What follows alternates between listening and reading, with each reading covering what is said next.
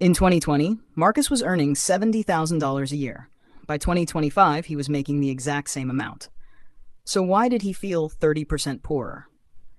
This case study represents real financial patterns and real-world data. And if you've ever felt like your paycheck doesn't stretch as far as it used to, you're not imagining it. Marcus is 32 years old. He's not reckless. He doesn't gamble. He doesn't own 3 cars or take luxury vacations. He's just average. A marketing coordinator living in a mid-sized American city. And that's exactly why his story matters. Let's go back to 2020. Marcus had just landed his job. $70,000 a year felt solid. Not rich, but comfortable.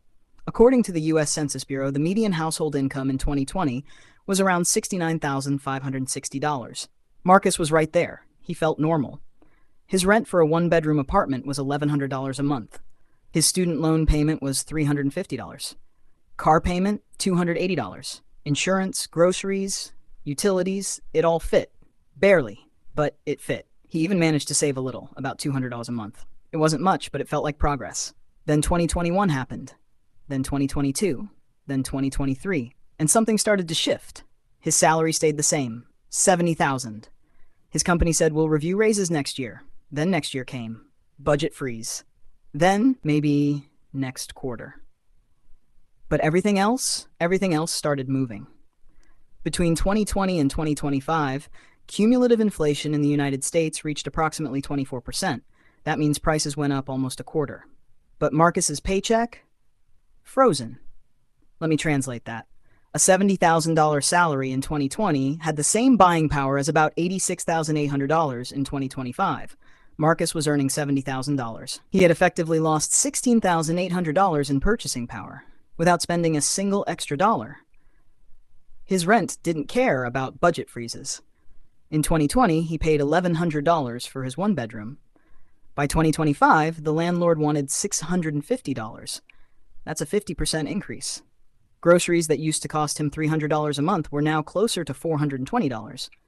Gas, up 40% from its 2020 average. His car insurance renewed at $180 a month instead of $140. And here's the really painful part. According to Experian, average American household debt reached $105,056 in 2024. Marcus was falling into that trap. He started using his credit card for groceries. Just a little at first. $50 here, $100 there. I'll pay it off next month, he'd tell himself. But next month, the rent was due. And the car payment. And the student loans that never ever stopped. By mid-2024, Marcus had $300 in credit card debt. His savings account, $140. Down from the small cushion he'd built in 2020. He wasn't eating out. He wasn't taking vacations. He cut his gym membership, stopped buying new clothes, and learned to ignore every treat-yourself urge. And still, he felt like he was drowning. Because he was doing everything right. And it wasn't enough. One night in September 2024, Marcus sat down and did something he'd been avoiding. He calculated the real numbers.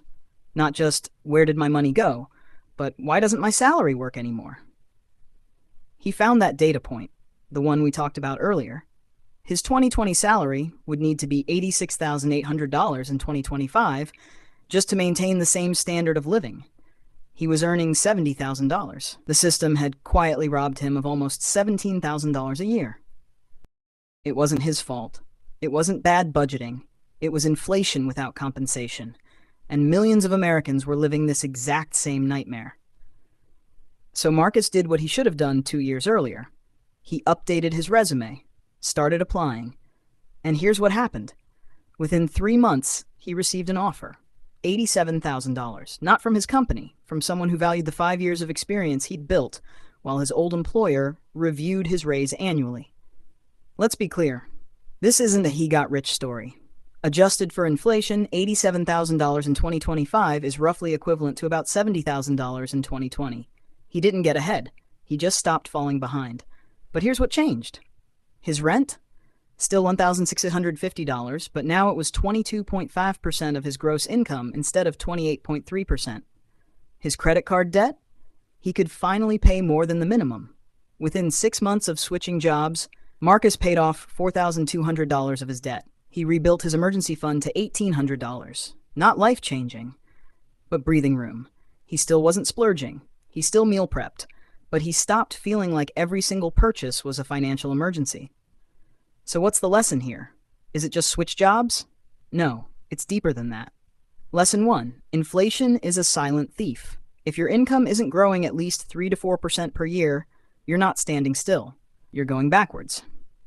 According to the Bureau of Labor Statistics, cumulative inflation from 2020 to 2025 meant that every dollar in 2020 required about $1.24 in 2025 to have the same value. Most employers didn't adjust. Most people just absorbed the loss. Lesson 2. Loyalty without reciprocation is just self-sabotage. Marcus stayed at his company for 5 years. They gave him nothing. The market gave him $17,000.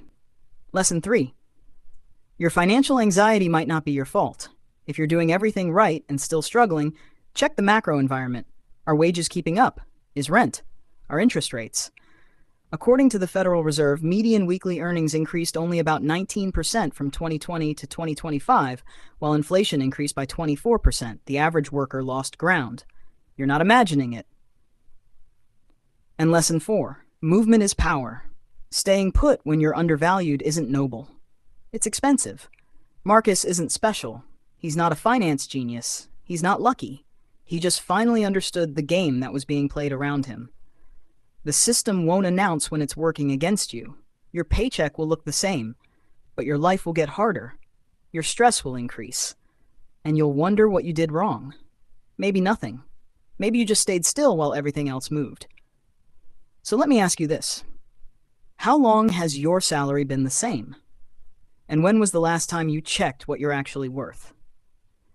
If this story felt a little too familiar, maybe it's time to stop hoping your company will fix it and start looking at who will. Thanks for watching. If this opened your eyes even a little, share it with someone who needs to hear it. Because the salary you're defending, it might be quietly destroying you.